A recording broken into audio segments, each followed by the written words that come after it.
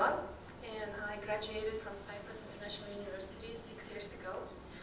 I did my bachelor's degree here in international relations, and I'm currently working in the field of international relations.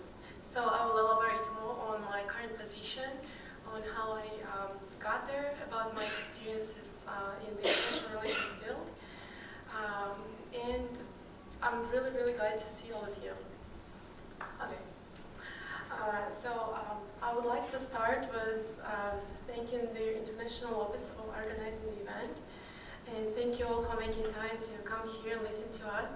And I can't believe that I'm experienced enough to share my experience already, so that made me feel so good about all the times I had in this very place for 4 years straight. Being here right now, I realized that there was so many things I was dreaming about, and due to routine and my, huge work overload, you don't really get time to take a step back and relax and realize what you're actually going through. And thank you for such an opportunity to be here and just look back at my experiences. So I would like to start about my experiences in CIU and why I chose CIU in the first place. Of course, motivation can be different for everyone, but for me it was the diversity of the CIU, because even back in 2014, CIU was spoken of in my country, in Kyrgyzstan. People would tell about this beautiful country, about Cyprus, about how there is a lot of nationalities, a lot of people from different countries being in their university. CIU had really great reputation. Even, of course, now it's progressing, but back then in my country it was considered to be great to get accepted to such a school. Here's a picture of me and my friends back in the days, and I would like to say that CIU has given me more than education. It has given me a global family and memories I will cherish forever. I still do keep in touch with people I used to study with. CIU gave me great friendships and great networking platform, which I'm using till now.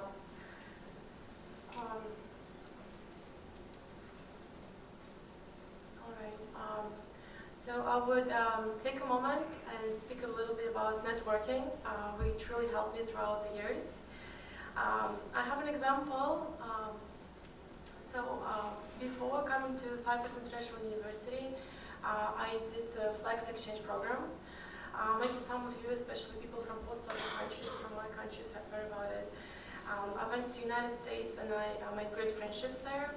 So once I was back from Cyprus International University, I had a lot of friends working in the United States or in the United Nations already.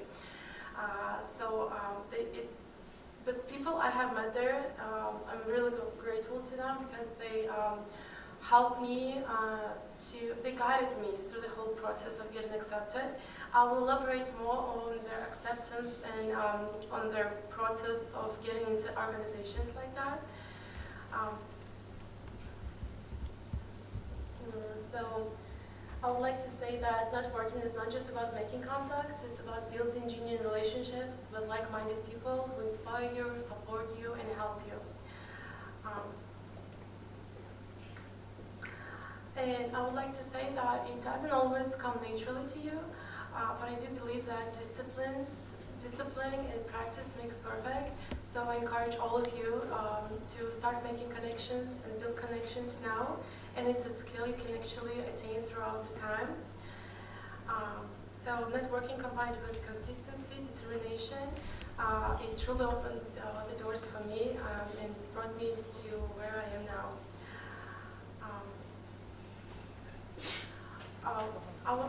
I know that all of the students here, they're probably doing it, have heard about organizations as United Nations or OSCE before, but I would like to speak a little bit about the hiring process, because once I graduated, I realized how hard it is.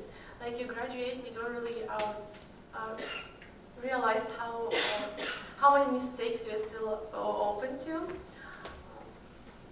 So, first of all, I would like to say that United Nations is not only for international relations students or only for the people who studied politology or politics. It has their doors open for each of you because there's a lot of consultants jobs. There's a lot of really like all departments. So each of you can apply, succeed. So I would like to start with the terms of reference. Just a second. And I would like to mention that the UN hiring process is highly competitive, and it really requires attention to detail, preparation, and alignment. And if you come prepared, you can actually pass. You can truly pass. So one of the most important things I've learned is the critical need to really read and understand the terms of reference for any job posting. What TOR means is it outlines the key responsibilities, required qualifications and competences for the position, which means that you have to adjust your CV to each position. So a well-crafted CV should highlight the specific achievements, experiences, and skills that are most relevant to the position you're applying for. For instance, if a role emphasizes the project management and community engagement, you should emphasize your experiences in those areas and de-emphasize unrelated details. So by customizing your CV and ensuring that it directly addresses the qualifications mentioned in the TOR, you demonstrate not only your sustainability for the position, but also your attention to detail and genuine interest in the role.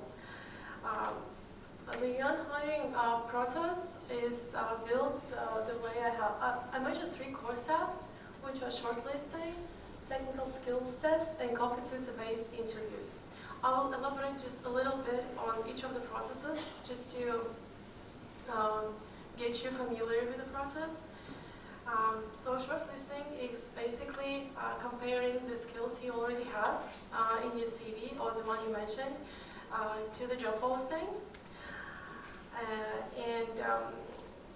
And then the hiring managers, they evaluate all the candidates which are more suitable for the position. But you have to take into consideration that we're living in a technical world, and sometimes hiring managers, they don't actually go through CVs, and there are a lot of electronic rosters. And electronic rosters, they actually they try to find the words they already have in the TOR, or they try to find the synonyms. So you have to be really careful, and you have to mention all the qualifications you already saw in the TOR.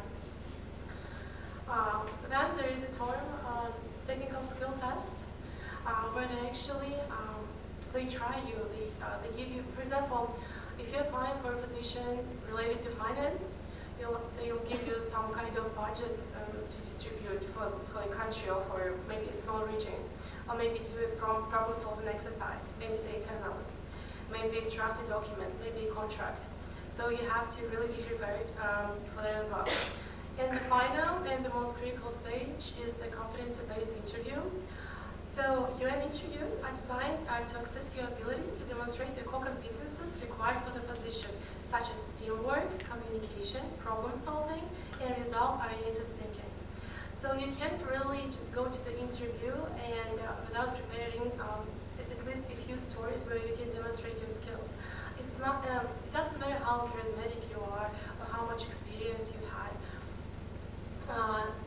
The questions, they often start with prompts like, tell me about a time when, and require you to share examples from your past experiences that illustrate your ability to handle challenges or excel in certain areas. For instance, you might be asked about a time you successfully managed a difficult project or resolved a conflict within a team. Preparing a competency-based interview involves reflecting on your past achievements and ensuring you can clarify how your experience aligns with the job's requirements. So in summary, succeeding in the UN hiring process requires preparation at every step, from shortlisting to technical tests and interviews. Candidates must demonstrate their suitability for the position by addressing the specific needs outlined in the TOR. So currently, I am working at UNFPA. I'm not sure if you're familiar with the structure of UN, but UN is a big, huge organization which consists of different agencies. Each agency has its own mandate, and it really goes from gender-based violence, child care, labor, food, um, immigrants. Like the mandates can be really, really different, and and I'm sure like everyone can find something you're passionate about and apply for the agency you're interested in. So UNFPA is the agency I'm really passionate about. Its mission is rooted in the idea that every individual, regardless of their background, gender, or circumstances, has the right to a life of dignity and opportunity. So UNFPA is guided by 3 principles, where UNFPA is dedicated to reach a world where every pregnancy is wanted, every child birth is safe, and every young person can fulfill their potential. So UNFPA is the United Nations Sexual and Reproductive Health Agency. We work in over 150 countries to advance a world where everyone can make informed choices about their body, about their life, and about their future. Our mission is guided by 3 transformative goals, which are both ambitious and critical to achieve a better future. The first goal is ending unmet need for family planning. For example, today, millions of people lack access to contraceptives and reproductive health services. This limits their ability to plan their families, protect their health, and shape their future, and it puts young women at risk. AIDS and preventable maternal deaths. No one should lose their life while giving birth. I would like to also add that my country, Kyrgyzstan, is the first country with the highest maternal death rate in the region, in the ICA region, which includes Central Asian countries, including Turkey. So we have a lot of work going on. It's a very sensitive topic for the women. There is a lot of reasons to that, starting from cultural aspects, going up to political and governmental decisions. Every day, hundreds of women die from preventable complications related to pregnancy and childbirth. UNFPA supports healthcare systems by training midwives, providing essential medical supplies, and working with governments to improve maternal health care. And the third part of the transformative result is ending gender-based violence and harmful practices. Unfortunately, we live in a not-so-perfect world. So violence against women and girls, child marriage, female genital mutilations are among the most severe violations of human rights. UNFPA leads efforts to combat these issues by working with communities, advocating for policy change, and providing survivors with the support they need to heal and rebuild their lives. This includes both psychological support and financial support. So, what we're trying to do is getting access to sexual and reproductive health services, ensuring that women and men and young people have access to healthcare and the tools to make decisions. We're also working on educating young people about their sexual life. We're working on youth empowerment, investing in young people by promoting education, leadership development, and life skills training. Partnerships with governments and communities. One of the principles of UN in general is LNB, which means leave no one behind. So our agency is really takes this into consideration, trying to include all the communities of minorities, including LGBTQI communities.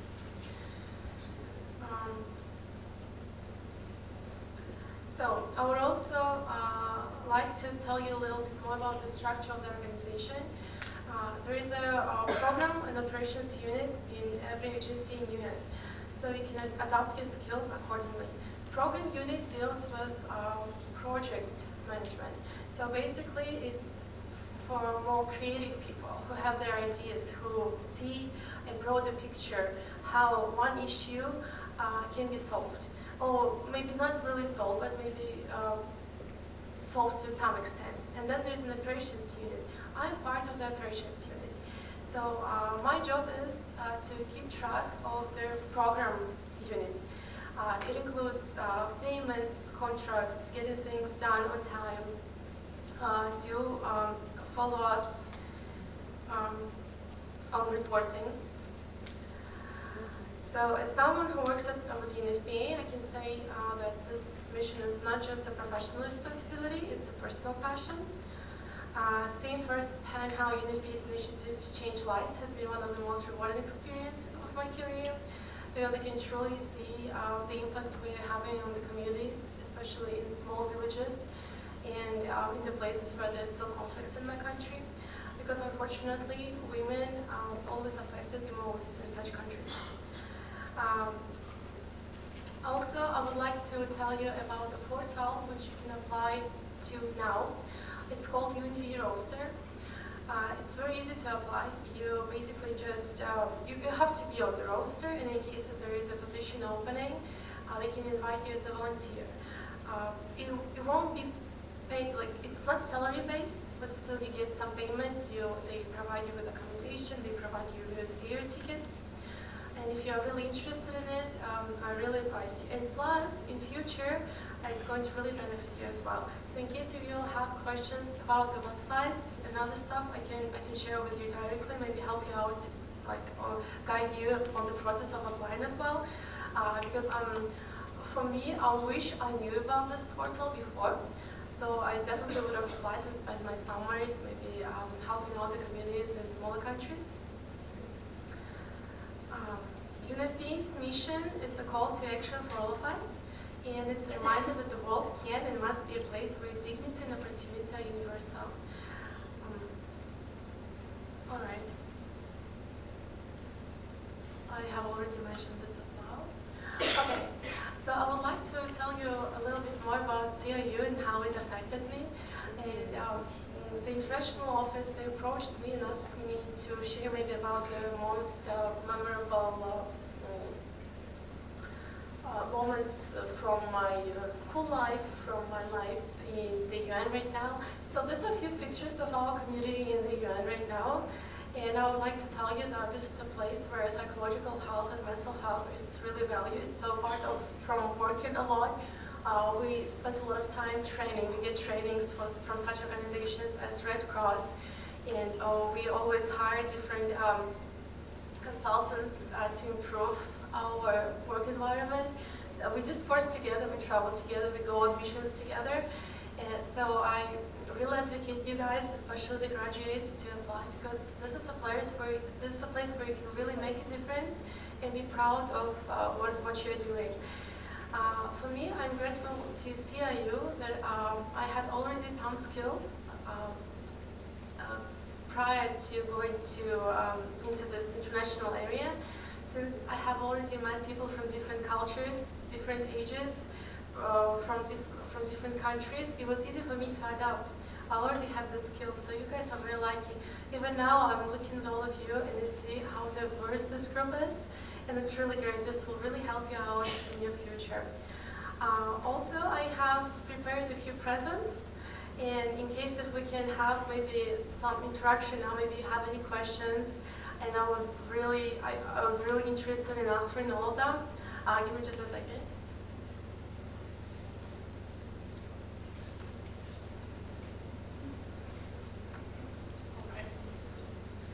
So of course it's UNFPA related, because I can't miss a chance to promote my organization now. So in case if anyone has any questions, please kindly ask me and you'll get a present. Yeah. It can involve anything. Maybe a question about my CIU life, maybe a question about my UN life, maybe about my Flex life, maybe any advice. Yeah, sure. My dream? Okay, currently I'm working in the operations unit and I really like it. I see how I have already fulfilled this space, so my dream for now is to transfer to program unit and to do I'm already familiar with the context of the organization, and I'm already dedicated to what I'm going to do next. I have to do my master's, because I want to choose a more narrow field and to do it good, and transfer to the program unit, because I really think that I have the capacity on writing the projects, and that's it. Okay.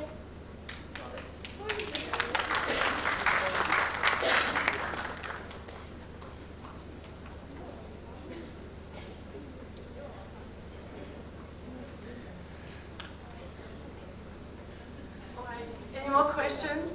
This is a nice notebook. Yeah, sure. Sure. Of course, anyone. I was just going to ask how many times you failed.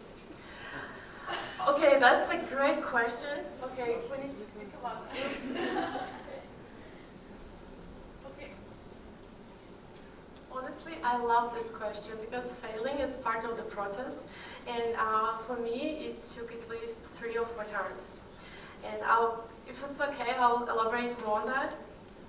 So after graduation, I took 3 years. Yeah, I stayed in Cyprus for 3 years because I fell in love with the place, and I didn't go straight to my field. Okay, I worked in hospitality management, and I was succeeding there. But at some point, I realized that the time is passing, and I've never worked in my field according to like I didn't do what I studied, and I had to make a decision to actually leave Cyprus, go back to my country and start everything from zero, and it was very hard. That's why I pointed out the networking and the importance of networking.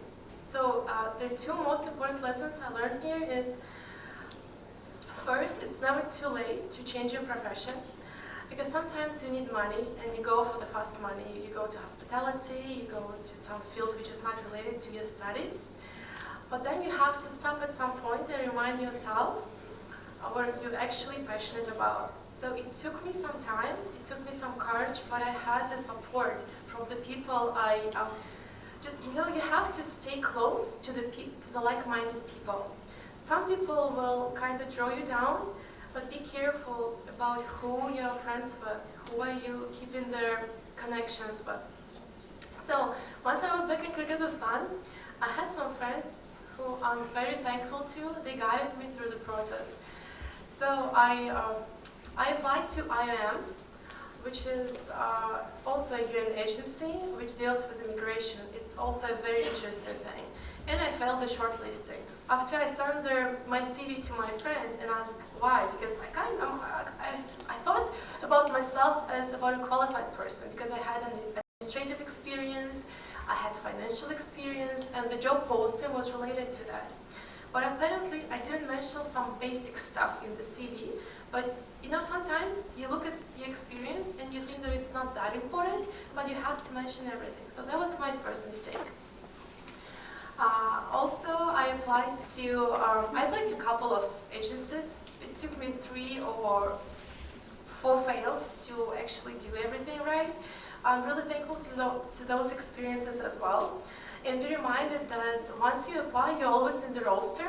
There's an online system, so you can adopt your roster once you fail as well, and they will keep in touch with you. So once there is another job posting, they send you a notification and you can try again and again. Yeah, but it took me some fails here. It took me, I think, at least 6 months to get on track. Yeah, it's not an easy process here because you see the system is very bureaucratic because they try to make the process very clear. They try to avoid any corruption, so that's why they do a lot of C-clear checks. They kind of try to look into your connections in case if any rules were broken. Yeah, so it takes some time. Be patient. Yeah, thank you for your question. So, maybe any more questions? Yeah.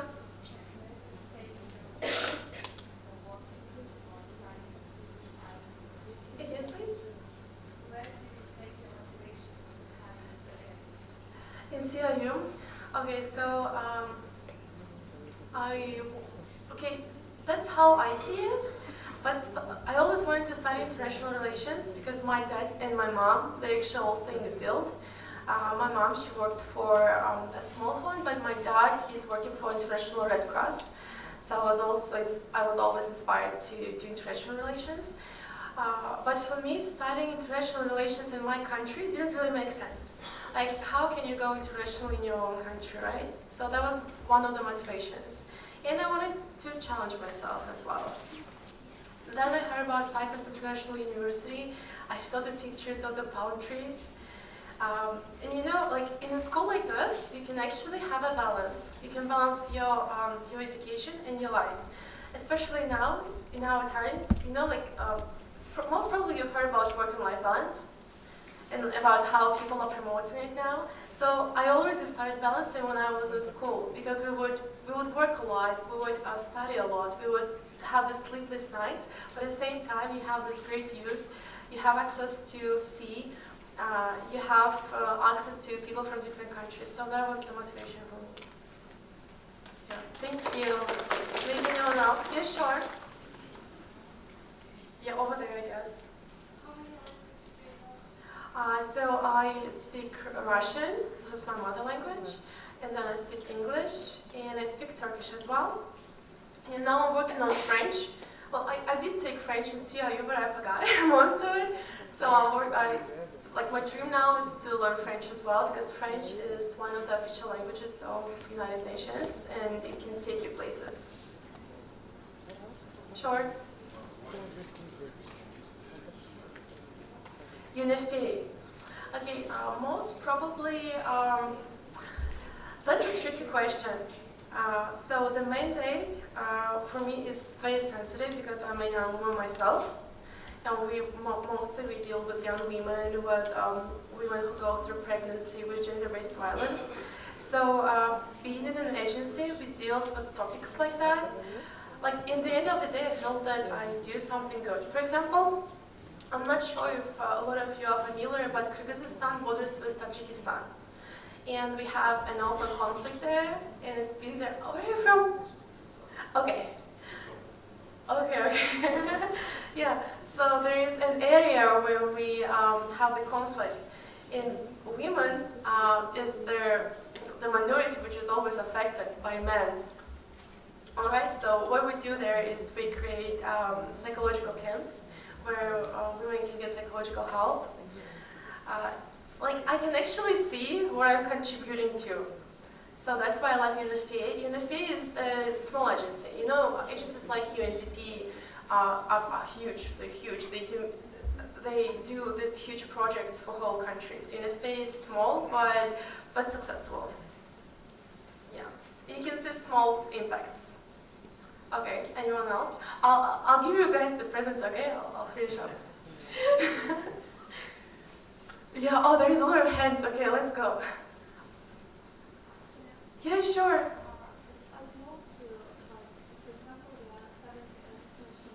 Okay.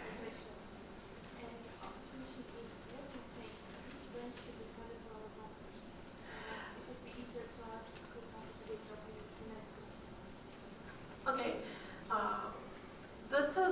I think this is a personal question. Like each person can answer this question individually because masters is a very important topic. It's a lifetime decision.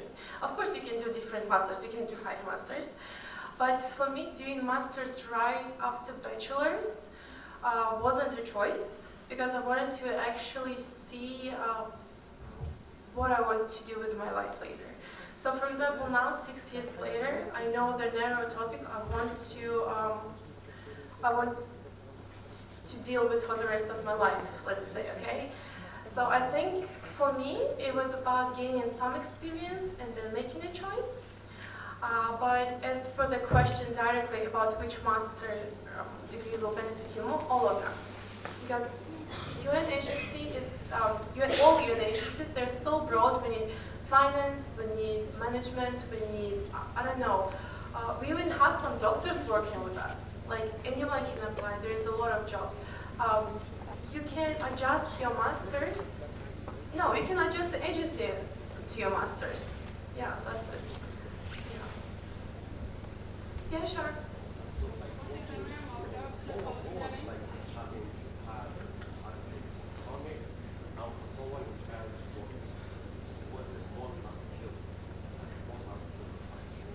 Okay, I didn't really hear the question. I apologize.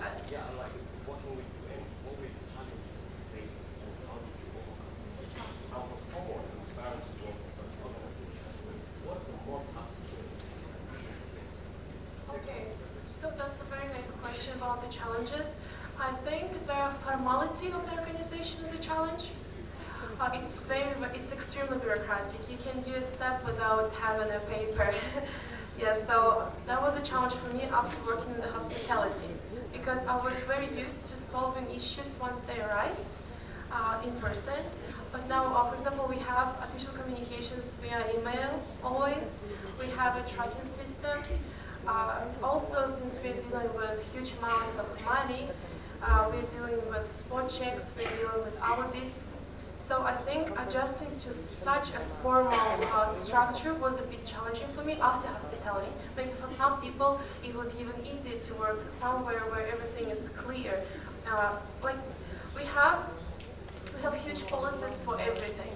And this also took me a lot of time to actually learn what I'm doing, even though it's a routine work, all the steps must be followed. So this really challenged me so once I started working, it took me at least, I don't know, maybe 3 months to actually read everything and do everything accordingly. Yeah, that was very challenging. Plus, for country offices, you see, maybe, I'm not sure what you have on your mind when you hear a UN agency.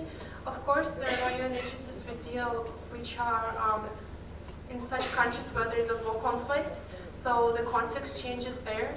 But if it's a safe country and it's a country office, think of it as an office job. So maybe I thought that I'm going to save the world, but then I'm in the office, I don't know, counting money for a week straight, okay? So you have to know that it will take you some time to actually see the impact you are doing. Yeah, so that was also kind of different for me. Yeah, sure. What's a specific benefit that you get from working in the UN versus anywhere else? What specific what? What do you think is an exclusive benefit for Exclusive benefit. working Okay, I think, sorry. What do you think is a benefit that's exclusive to the UN versus working anywhere else? okay, I think, okay, let me tell you something about the positions we have there. So in UN agencies, there is different types of contracts. So each contract has their own benefits, all right? We'll start with the financial part and then go to something higher than money. Of course, nice salaries. Their average salary in UN agency is normally higher than in other, than in private sector, okay? So second, you get benefits such as very nice package for you and for your family. So in case if anything happens to you, their agency really will take care of you and your family. So I think that's a big benefit, especially when you're working in the field or in a country where you might face some dangers. For me personally, I'm really glad that I'm getting to do something I studied for 4 years. So I feel accomplished by that. Not in every job you're actually useful to the society, but here you are. You're actually making a change. Yes, it's not, maybe at first you don't really see it, but you feel it in the end of the day. So maybe when I'm having a bad day at work, when I go home, when I analyze my life aside of money and workload and anything else, it kind of helps me go through life. Yeah. Yeah, sure. I want to ask if when you went to school, did working ever affect your grades? If going to school affected my work? Yeah, no, if work affected your school. Again, please. Like, did work ever affect your grades in school? Oh, I see. Did my work ever affect my grades in school? Actually, my professors over here, they know. Yeah, I used to skip some of the classes. Yeah, because of my work. Because of my work here, I really encourage you guys to never skip classes, okay? Make your choices wisely, because now I kind of regret that. I really regret that I did enjoy my life in school, but I think I could have enjoyed it more. Because you'll always have time for working. And I know some of you may be financially not that independent, and you need that, but I believe in time management. And you can actually look stuff online, how you can manage your time wisely. I wish I did that before as well. So, yeah, but it did. It definitely did. I think my only B was I was a good student, but I had a couple of Bs, and they were all because of my skipping, because of the work. That's an honest answer. Yeah. I was wondering if you could give us some progress, for example, on student and international relations. Okay. And maybe I want to gain some experience in the Okay. field. So maybe you could recommend some programs which I could Sure, sure.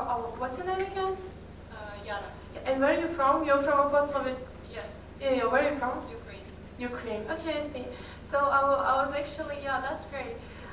I was actually mentioning the UNV portal, which is United Nations Volunteer Portal. So you can apply there. You don't really need any experience. There's a lot of opportunities there. And I wish I knew about that when I was in school, when I was still studying here. And when you will be applying to the job at the United Nations afterwards, it's really gonna affect the commission there, because there is an internal rule. Of course, it's not official, but once you already had some connection to the UN, it's considered an asset. And remember I told you about the TOR, term of reference. In the end of the term of reference, you can always read that the connection to a UN agency prior to applying is an asset. Yeah, so it will always benefit you. We can talk afterwards as well, and I will show you guys, okay, the website online. We really encourage all of you to apply. Plus, you know, I'm not sure how many of you do the volunteer experience at all, but when you apply to United Nations agency, in case you mention volunteer experience, you also get a plus, a big plus. So I really encourage you guys to do that, because I used to volunteer a lot when I was back in my country in high school. And when I was here, I used to do the cleanups, the beach cleanups and stuff. And I got some certifications and some letters from the people I used to do that with. And I actually, even though it was like 3 or 4 years prior to applying, it still benefited me. You're welcome. Sean. Do you know if the UN agency hiring process is the same worldwide, or is it just in relation to your country? No, it's worldwide. Yeah, of course it differs according to the position, but we always have the shortlisting, we always have their technical skills evaluation and the competency-based interview. So the technical interview will be different. Maybe if you're an operations specialist or a program one, of course. For example, they ask you, okay, if you apply for something programmatic, they will most probably make an example of a country facing some issue and affecting some, I don't know, some percentage of the country's population. So they'll get your ideas on how you can implement something, or maybe how much money you'll need for that, how much stuff you will need for that. I don't know, how are you going to work with the governments? They'll get your ideas from that. But if you're applying for something operations-wise, maybe a budget, or maybe no, I'm not sure. Maybe some problem-solving skills, maybe teamwork, something like that. Yeah, but yeah, it's kind of universal. Yeah. Anything else? Okay. I think that's it. Are we sure? Okay. If you're sure, I'm sending the presents now. Okay.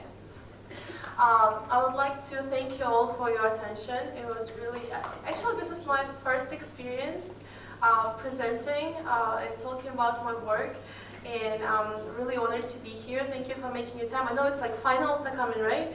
So most probably you all have stuff to do, but it was really exciting talking to you. I really hope it wasn't boring. I really hope it was useful, and I hope you'll enjoy the rest of the day as well. Thank you so much.